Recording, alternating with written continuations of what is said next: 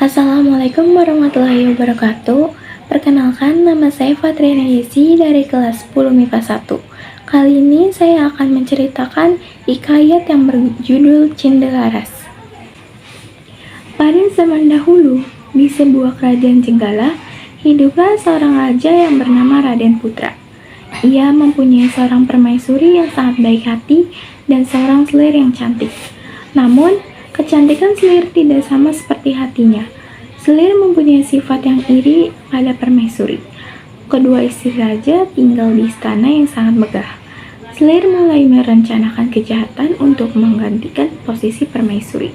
Ia bekerja sama dengan seorang tabib istana untuk melaksanakan rencananya. Suatu hari, selir raja pura-pura sakit. Raja segera memanggil tabib. Setelah memeriksa keadaan selir, raja pun menanyakan apa yang terjadi.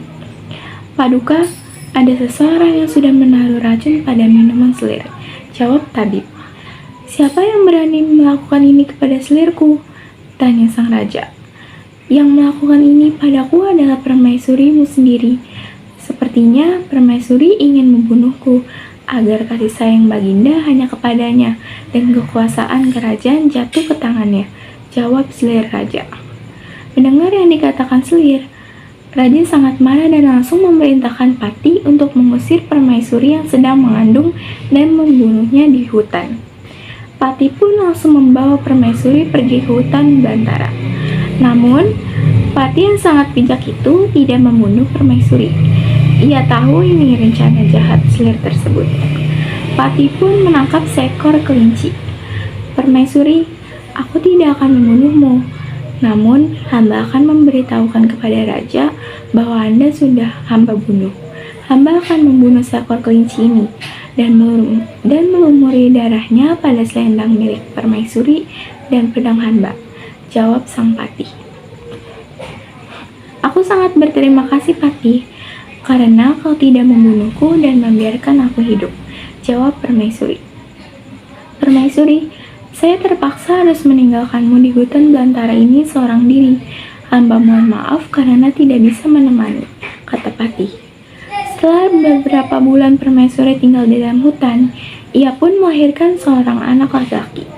Anak itu diberi nama Cindelaras. Cindelaras tumbuh menjadi anak yang cerdas dan tampan. Sejak kecil, ia terbiasa berteman dengan binatang. Suatu hari, Cindelaras sedang asik bermain. Tiba-tiba, seekor Raja Wali menjatuhkan sebutir telur tepat di sebelah Cindelaras. Cindelaras langsung mengambil telur itu dan menetaskannya. 3 minggu kemudian, menetaslah telur tersebut menjadi seekor anak ayam yang lucu. Cindelaras merawat ayam tersebut dengan sangat baik. Tubuh ayam itu terlihat kuat dan kekar, paruhnya kokoh dan runcing seperti paruh burung Raja Wali. Kedua kakinya kekar berotot dan memiliki kuku yang runcing tajam seperti kuku Raja Wali. Namun, suara kokoknya sangat berbeda dengan ayam-ayam lainnya. Suara kokoknya sangat aneh.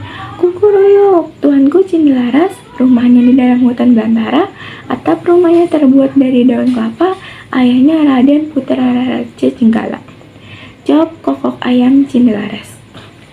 Cindelaras sangat terkejut dan langsung menunjukkan kepada ibunya. Permaisuri pun merasa sangat terkejut mendengar suara kokok si ayam. Ia pun langsung menceritakan siapa ayahnya dan mengapa mereka tinggal di dalam hutan. Mendengar cerita ibunya, Cindelaras memutuskan untuk pergi ke istana untuk bertemu ayahnya. Awalnya, ibunya tidak mengizinkan Cindelaras pergi. Namun, ia terus memaksa.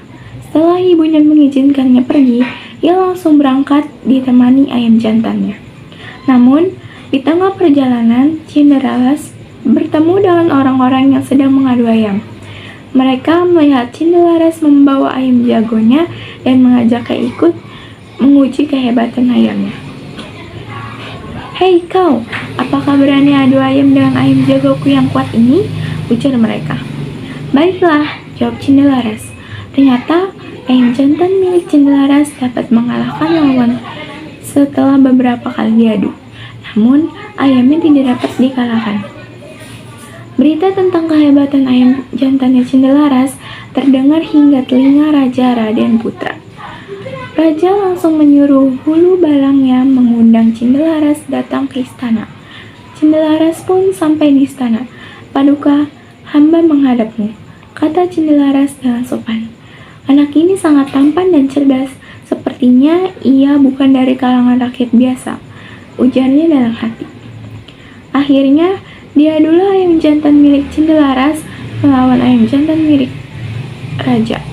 Namun, Raja mengajukan satu syarat kepada Cindelaras. Jika ia kalah, ia harus bersedia menyerahkan ayam jantannya dan kepalanya dipacung.